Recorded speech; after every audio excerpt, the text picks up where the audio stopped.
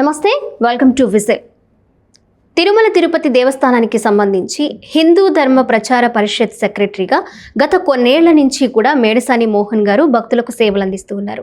ఆ సేవలకు గుర్తింపుగా మరికొన్ని ప్రాజెక్టులని టీటీడీ సార్కి అప్పగించడం జరిగింది. శ్రీనివాస కళ్యాణోత్సవ ప్రాజెక్ట్ కానివ్వండి, అలాగే అన్నమాచార్య ప్రాజెక్ట్ కానివ్వండి, అలాగే శ్రీ వెంకటేశ్వర మాన్యుస్క్రిప్ట్ ప్రాజెక్ట్ కానివ్వండి, ఇలా కొన్ని ప్రాజెక్టుల బాధ్యతలు మేడసాని మోహన్ గారికి అందించడం జరిగింది. ఈ ప్రాజెక్టుల ద్వారా భక్తులకి ఎలాంటి సేవలు అందించవచ్చు, ఎలాంటి కార్యక్రమాలు నిర్వహిస్తారు అనే విషయాలు ఈరోజు తెలుసుకుందాం. సార్ నమస్తే. నమస్కారం అమ్మా. సార్, ఇప్పుడు కొన్ని ప్రాజెక్టులు మీ ఆధీనంలోకి వచ్చాయి, మీరే బాధ్యతలు స్వీకరించారు. సార్, ఈ ప్రాజెక్టుల ద్వారా ఎలాంటి కార్యక్రమాలు నిర్వహిస్తారు, భక్తులకు ఎలాంటి సేవలు అందిస్తారు సార్? ఓం నమో వెంకటేశాయ. తిరుమల తిరుపతి దేవస్థానములు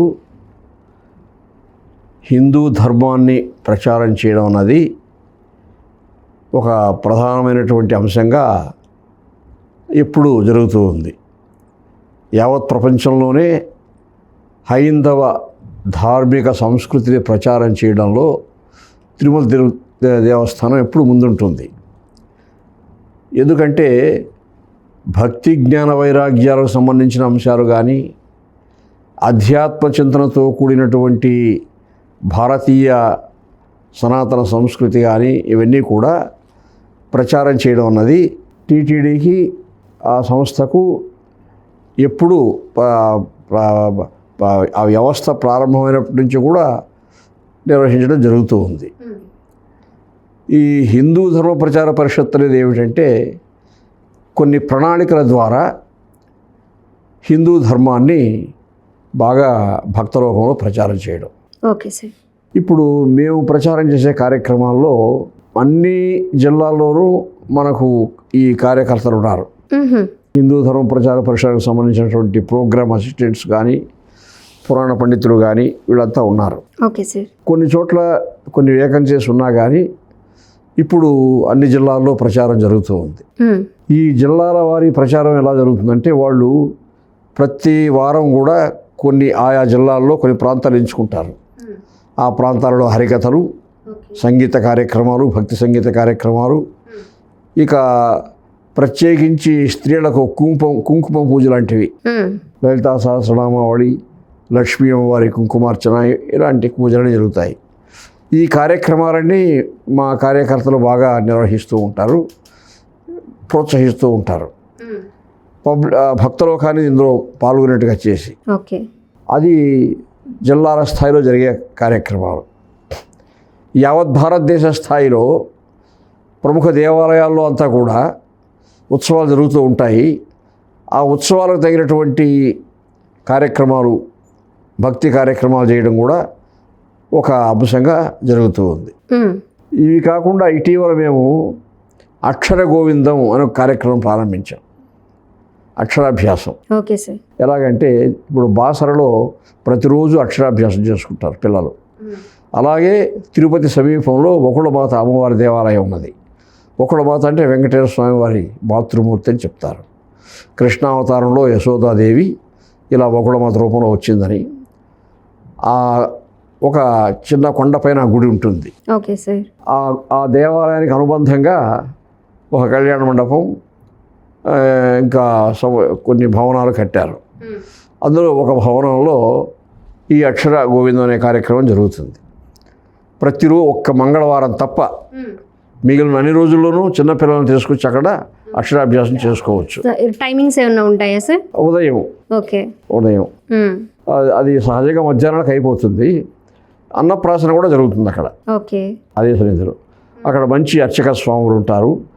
ఆగమ శాస్త్రంలో నిష్ణాతులైనటువంటి వాళ్ళు ఆగమోక్త కైంకర్యంగా సంప్రదాయబద్ధంగా ఆ కార్యక్రమాలు నిర్వహిస్తారు. అది మేము వాళ్ళకు ఉచితంగా ఒక కిట్ ఇస్తాం. అందులో పలక, బలపము, పెద్ద బాల శిక్ష పుస్తకము, అమ్మవారి యొక్క చిత్రపటాలు, పసుపు, కుంకుమ, ఇంకా ప్రసాదము, ఇవన్నీ ఉంటాయి. అది ఒక మధుర స్మృతిగా పిల్లలకి అందిస్తాం. అది ఉచితంగా అందిస్తాం మేము హిందూ ధర్మ ప్రచార పరిషత్ తరఫు. ఈ అన్నప్రాసన్న ఇవన్నీ కార్యక్రమాలు చేసుకోవడానికి ముందుగా ఏమన్నా పేరు నమోదు చేసుకోవాలా సార్? అప్పటికప్పుడే వస్తే కూడా చేర్చుకుంటారు.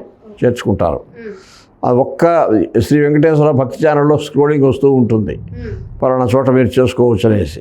దాని ప్రకారం వెళ్ళారంటే అక్కడ తగిన సిబ్బంది ఉంటారు, అర్చక స్వాములు ఉంటారు, మా సిబ్బంది ఉంటారు, శ్రీవారి సేవకులు ఉంటారు. వాళ్ళంతా అక్కడ నమోదు చేసుకొని ఆ కార్యక్రమాన్ని నిర్వహిస్తారన్నమాట. అది చాలా బాగా భక్తుల యొక్క ఆమోదాన్ని పొందింది ఆ కార్యక్రమం. తర్వాత ఇటీవలే శ్రీ వెంకటేశ్వర భక్తి ఛానల్తో కలిసి మహాలక్ష్మి కుంకుమ పూజ అర్చన ప్రారంభించాం. అందులో కూడా గృహిణులు దీపాలు తెచ్చుకుంటే చాలు, వాళ్ళు మిగతా పూజా సామాగ్రి అంతా మేమే ఇస్తాం. ఇచ్చి అమ్మవారికి, లక్ష్మీ అమ్మవారికి అంటే అలమేలు మంగ పద్మావతి అమ్మవారికి లక్ష్మీ అష్టోత్తర శతనామావళితో పూజ జరుగుతుంది. అది కూడా ఈ మధ్య బాగా భక్తుల యొక్క ఆమోదం పొందింది. తిరుపతిలో రామచంద్ర పుష్కరం దగ్గర ముందు జరిగింది, తర్వాత చంద్రగిరిలో కోదండరామస్వామి ఆలయం దగ్గర నిర్వహించడం జరిగింది. చంద్రగిరిలో 2500 మంది పైన భక్తులు, గృహిణులు వచ్చి ఆ పూజలో పాల్గొన్నారు. అత్యద్భుతంగా జరిగింది ఆ పూజ. సార్ ఇంతమంది పాల్గొనాలి అని ఏమన్నా ఉంటుందా సార్? అనేవి ఏమీ లేదు. ఓకే, ప్రతి పూజకు కూడా అంతా రావచ్చు. వాళ్ళకందరికీ మేము కిట్లు కూడా ఇస్తాం ఉచితంగా, పూజా సామాగ్రి. అది బాగా, అది కూడా ఆమోదం పొందింది భక్తలోకంలో. అది కాకుండా మేము తిరుమల హిందూ ధర్మ ప్రచార పరిషత్ తరఫున దేవాలయాల్లో కుంభాభిషేకాలకు కానీ, సాంస్కృతిక ఉత్సవాలకు కానీ, ఇంకా అటువంటి సంస్థలకు కానీ మేము కొంత ఆర్థికంగా కూడా సహాయం చేస్తూ ఉంటాం. శ్రీ వెంకటేశ్వర నాట్య కళా పరిషత్ తిరుపతిలో ఉంది, వాళ్ళకు 10 లక్షల రూపాయల గ్రాంట్ కూడా ఇచ్చాము ఈ మధ్య.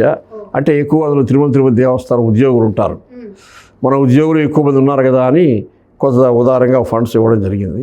సార్ కొంతమంది నాట్య మండలిల నుంచి కూడా వచ్చి ఒక ప్రత్యేకమైనటువంటి పండుగ దినాలు అంటే వాళ్ళు హిందూ ధర్మానికి సంబంధించినటువంటి ప్రచారం చేస్తున్నారా, వాళ్ళ కార్యక్రమాలలో ధార్మిక సంస్కృతికి సంబంధించినటువంటి భక్తి, అధ్యాత్మ చింతన ఉందా, ఇవన్నీ పరిశీలించి అవి ఉన్నాయంటే యథోచితంగా మేము ఆర్థికంగా సహాయం చేసడానికి మా హిందూ ధర్మ ప్రచార పరిషత్ తరఫున ఒక విభాగం ఉంది.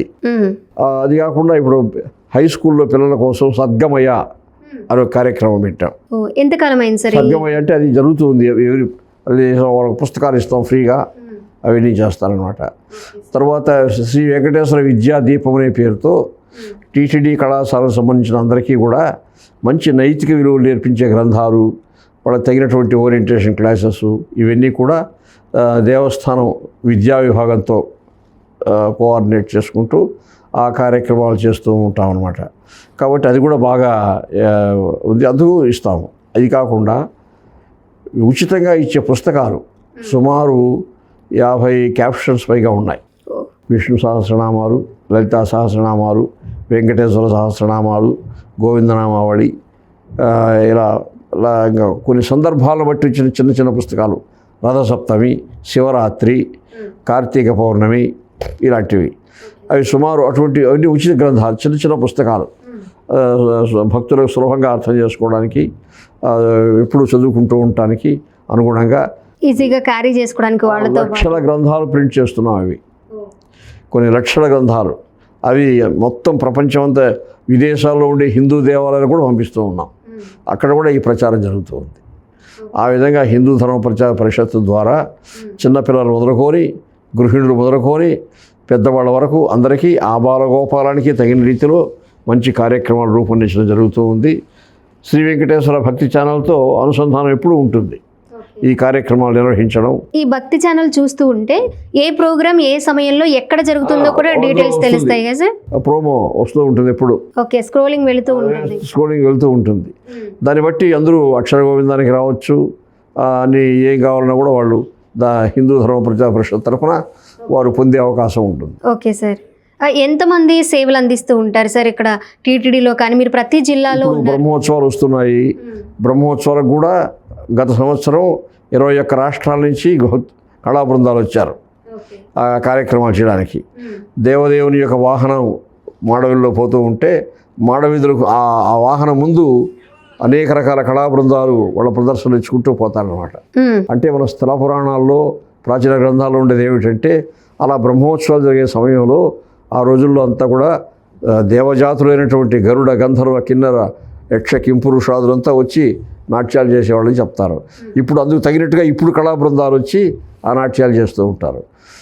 ఈ సంవత్సరం వేరే దేశాల నుంచి కూడా వస్తున్నారు. జర్మనీ, సింగపూర్ లాంటి దేశాల నుంచి కూడా వస్తున్నారు. కాబట్టి అంటే భక్తులు స్వచ్ఛందంగా ఉన్న తెలుగువారు వస్తున్నారా? తెలుగువారు భారతీయులు అంటే దేవదేవునికి ఏదో రూపంలో మేము సేవ చేయాలి అని మేము ఇచ్చే పారితోషికం కూడా పెద్దగా ఏమి ఉండదు. వాళ్ళకి ఏమి సేవ చేసుకుంటే చాలు అని ఎంతో మంది భక్తులు ఎదురు చూస్తున్నారు సార్. అదే భావనతోనే వస్తూ ఉన్నారు. ఇప్పుడు సేవ కోసం ఆన్లైన్ లో చాలా మంది చేస్తూ ఉన్నారు. లాస్ట్ టైం ప్రీవియస్ ఇంటర్వ్యూస్ లో కూడా నేను మిమ్మల్ని అడిగాను సార్. ఇప్పుడు దాన్ని కూడా మీరే పర్యవేక్షిస్తారా సార్? ఆన్లైన్లో సేవలన్నీ కూడా అది మొత్తం తిరుమలలో దానికి ప్రత్యేకమైన వెబ్సైట్ ఉంది, వాళ్ళు చూస్తారు. అది మాకు సంబంధం లేదు. అది అనేక విభాగాలు ఉన్నాయి తిరుమల దేవస్థానంలో. మాది ధర్మ ప్రచారం వరకు మేము హిందూ ధర్మాన్ని ప్రచారం చేయడము, దానికి తగిన ప్రణాళికలు రూపొందించుకోవడము, పల్లె నుంచి ఢిల్లీ వరకు కార్యక్రమాలు విస్తరింపజేయడము, ఇది మేము స్థూలంగా చేస్తున్నటువంటి కార్యక్రమాలు. సార్ చాలామంది భక్తులు కోరుకునేది ఏంటంటే కొన్ని గంటల్లోనే దర్శనం దొరకాలి. ఎంతో దూరం నుంచి ప్రయాణం చేస్తూ ఉంటారు. ఆ ప్రయాణం చేసి వచ్చిన తర్వాత శ్రీనివాసుని దర్శించుకోవడానికి కూడా కొన్ని గంటలు వేచి చూడాల్సిన పరిస్థితి. అసలు అవకాశం వస్తుందంటారా? ఆ మార్పులు జరుగుతాయి? ఇప్పుడు ఆర్టిఫిషియల్ ఇంటెలిజెన్స్ అని తద్వారా ఏదో ఒక టైం స్లాట్ అప్పుడు కూడా కొన్ని గంటలు పడుతుంది. కాకపోతే ఇప్పుడున్న పరిస్థితిని తగ్గించడానికి యాజమాన్యం కృషి చేస్తూ ఉంది. దానికి అనుగుణంగా నిర్ణయాలు తీసుకుంటూ ఉన్నారు. బహుశా కొద్ది రోజుల్లో సఫలీకృతం కావచ్చని అనుకుంటున్నాం. సరే, ప్రతి సంవత్సరం కూడా శ్రీవారి ఉత్సవాలు చాలా బ్రహ్మాండంగా జరుగుతూ ఉంటాయి. కొన్ని లక్షల మంది అక్కడ ఇచ్చేసి దానిలో పాల్గొంటూ ఉంటారు. ఈ సంవత్సరం ఏమైనా మార్పులు చేర్పులు ఇంకా లాస్ట్ సంవత్సరం కంటే ఈ ఇయర్ ఇంకా ఎక్కువగా జరిగాయి? గత సంవత్సరం కంటే కూడా ఉత్తరోత్తర ఏదో ఒక నవ్యత కనిపిస్తూ ఉంటుంది. ఆ విధంగా కార్యక్రమం రూపకల్పనలో కానీ ఏర్పాట్లలో కానీ అది ఎప్పుడూ ఉంటుంది. కాబట్టి ఇప్పుడు బ్రహ్మోత్సవాలు కూడా ఈసారి 2 వస్తున్నాయి. సెప్టెంబర్లో ఒకటి, అంటే అధిక మాసం వల్ల వస్తాయి. ఇవి అక్టోబర్లో, సెప్టెంబర్ అక్టోబర్ 2 మాసాల్లో వస్తాయి. 2 బ్రహ్మోత్సవాలకు ఏర్పాట్లు ముమ్మరంగా జరుగుతూ ఉన్నాయి. అన్నమాచార్య ప్రాజెక్ట్ సంబంధించి చెప్పాలంటే అన్నమయ్య 32,000 సంకీర్తనలు చెప్పారు మనకు ఆ రోజుల్లో. ఆయన కుమారుడు మనుమరు చెప్పినవి చూస్తే అంతా 40,000 పైన దాటుతుంది. కానీ మనకు దురదృష్టవశాత్తు చాలా కీర్తనలు దొరకలేదు. మనకు ప్రస్తుతం లభించినవి 14,000 పైచిలకు. Okay sir. ఆ దొరికినవన్నీ కూడా తిరుమల దేవస్థానం సంపుటాలుగా ముద్రించడం జరిగింది. ఓకే. ఆ సంపుటాలు భక్తులకు అందుబాటులో ఉన్నాయి. ఆ సంపుటాలు పూర్తి అయిపోయేకి మన కొత్త సంపుటాలు ముద్రించడం జరుగుతూ ఉంటుంది. ఇప్పుడు అన్నమాచార్య ప్రాజెక్టు ద్వారా చేసే ప్రచార కార్యక్రమాల్లో అవి కూడా ఆబాలగోపాలం ఎస్సీ ఎస్టీ కాలనీని వదులుకొని మహానగరాల వరకు అన్ని ఏర్పాట్లు చేస్తున్నాం. ప్రముఖ దేవాలయాల్లో అంతా కూడా ఈ కార్యక్రమాలు, సంకీర్తన కార్యక్రమాలు జరుగుతూ ఉంటాయి. ఓకే. అప్పుడు ఇక యూత్ విద్యార్థులు వాళ్ళ కోసం అన్నమయ్య చెప్పినటువంటి సంకీర్తనల్లో, సాహిత్యంలో వ్యక్తిత్వ వికాసం సంబంధించినవి, వాళ్ళ జ్ఞానాన్ని మనోవికాసానికి సంబంధించిన అంశాలు చాలా ఉన్నాయి. ఇవన్నీ చెప్పడానికి విశ్వవిద్యాలయాల్లో, డిగ్రీ కళాశాలలో సెమినార్లు కూడా మేము కండక్ట్ చేస్తున్నాం. దానికి తగినటువంటి ఆర్థిక సహాయం కూడా మేము చేయడం జరుగుతూ ఉంది. సార్, ఇప్పుడు చాలామంది ఊర్లలో ఏ ఏరియాలో అయినా సరే శిథిలావస్థకు చేరిన వెంకటేశ్వర స్వామి దేవాలయాలకి పునర్నిర్మించుకోవడానికి కొంత సహాయం అనేది టీటీడీ నుంచి అందుతుంది అంటున్నారు. అది ఎలా సార్, ఎలా అప్రోచ్ అవ్వాలి? దానికి వేరే టెంపుల్ సెక్షన్ ఉంది. General section, temple section. ఎవరికైనా ఈవోనే గమ్యమానం. ఈవో గారికి రాశారంటే ఈవో గారు ఆ విభాగానికి పంపిస్తారు, పరిశీలిస్తారు. పరిశీలించి అందులో ఉండే స్థాయి విశేషాలు తెలుసుకొని మనం సహాయం చేయవలసిన సంస్థేనా అనిపిస్తే తప్పకుండా చేస్తారు. ఏదైనా రుసుగులు ఉన్నాయని చెప్తే దాన్ని పక్కన పెడతారు. ఇప్పుడు శ్రీ వెంకటేశ్వర మాన్యుస్క్రిప్ట్ ఈ ప్రాజెక్టు ద్వారా ఎలాంటి సేవలు అందిస్తారు సార్? మేము అంటే మనకు ప్రాచీన కాలంలో ఈ తాళపత్రాలు, వ్రాతప్రతులు ఇవన్నీ చాలా ఉన్నాయి. ఇంకా ముద్రణకు నోచుకున్నటువంటి సాహిత్యం చాలా ఉంది. వీటికి సంబంధించిన సంస్థలు అక్కడక్కడ ఉన్నాయి. ఇప్పుడు చీరాల్లో సనాతన జీవన్ ట్రస్ట్ ఉంది. వాళ్ళ సహకారంతో ఇప్పుడు ఈ ప్రాజెక్ట్ నడుస్తూ ఉంది. అలాగే అనేక గ్రంథాలయాల్లో వ్రాతప్రతులు, తాళపత్రాలు ఇప్పటికే ఉన్నాయి. Shri Venkateswara oriental manuscript library SV university ఉంది. అలాగే మెడ్రాస్ ఓరియంటల్ మ్యాన్స్క్రిప్ట్ లైబ్రరీ ఉంది. తంజావూరు సరస్వతి మహల్ ఉంది. గౌతమి గ్రంథాలయం ఉంది రాజమండ్రిలో. ఇలా ఆయా సంస్థలతో కూడా మేము వాళ్ళ యొక్క సహా తీసుకొని ఎక్కువగా సనాతన జీవన్ ట్రస్ట్ ద్వారా ఇటువంటి అంటే వాటిని శుద్ధి చేయడము, చదువుకునే రీడబుల్ ఫామ్లోకి తీసుకురావడము, ఇటువంటి కార్యక్రమాలు జరుగుతాయి. ఇప్పటికి కూడా వ్రాతప్రతులు ప్రాచీన గ్రంథాలంటే మనకు ఎక్కువగా ఆగమ శాస్త్రాలు, వేదాలకు సంబంధించినవి, లేదా వైద్య శాస్త్రానికి సంబంధించినవి, ఆయుర్వేదానికి సంబంధించినవి ఉంటాయి, లేదా ఈ ఉపనిషత్తులో ఇవో ఉంటాయి అన్నమాట. అందులో ఆ ప్రాచీన గ్రంథాలు ప్రతులు దొరికేదే కష్టం కదా. ఆ దొరికిన వాటిని శుద్ధి చేయడము, రీడబుల్ ఫామ్లోకి తీసుకురావడము, ఒక సాఫ్ట్ కాపీ తయారు చేసుకోవడము, తద్వారా భవిష్యత్తులో ప్రింట్ చేయాలంటే కూడా అవి మనకు అవకాశం ఉంటుంది.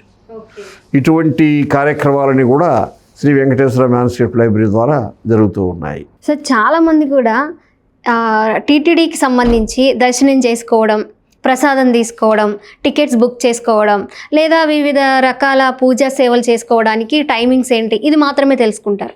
కానీ మీరు మీ ద్వారా ఎన్ని సేవలు అందించవచ్చు భక్తులకి అనేది ఇప్పుడు మీరు చెప్పడం ద్వారా తెలిసింది. మీరు ఏదైతే హిందూ ధర్మ ప్రచార పరిషత్ సెక్రటరీగా ఉండి ఇప్పటి వరకు సేవలు అందించారో ఇంకొన్ని బాధ్యతలు మీకు వచ్చాయి. మరి ఎలా బ్యాలెన్స్ చేస్తున్నారు, ఎలా జరుగుతుంది? ఇవన్నీ ఇంచుమించు భావసామ్యం కలిగిన సంస్థలే. అన్నమాచార ప్రచారం చేసిన, హిందూ ధర్మ ప్రచారం చేసిన, ఇవన్నీ భక్తి, అధ్యాత్మ చింతన, ఈ అంశాలకు సంబంధించినటువంటి, కళలకు సంబంధించి, నృత్యానికి సంబంధించి. కాబట్టి ఇవన్నీ వేరే వేరే విభిన్నమైనటువంటి అంశాలు అయితే అప్పుడు కష్టం అనిపిస్తుంది. కానీ ఇంచుమించు ఈ ఒక ధార్మిక స్ఫూర్తితో కొనసాగుతున్నటువంటి సంస్థలు ఇవి. ఆ స్ఫూర్తి కొరవడకుండా మేము జాగ్రత్తగా ఇప్పుడు శ్రీ వెంకటేశ్వర కళ్యాణోత్సవం ప్రాజెక్ట్ ఉంది. దాంతో దేశ విదేశాల్లో కళ్యాణోత్సవాలు చేస్తాం. విదేశాల్లో ఎవరిని అడిగారంటే ఒక సంస్థ ద్వారా మాకు అప్లికేషన్ రావాలి.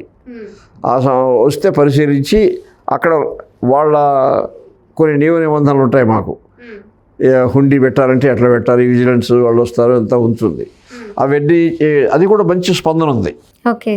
అన్ని ప్రపంచ దేశాలు అడుగుతున్నారు ఇప్పుడు.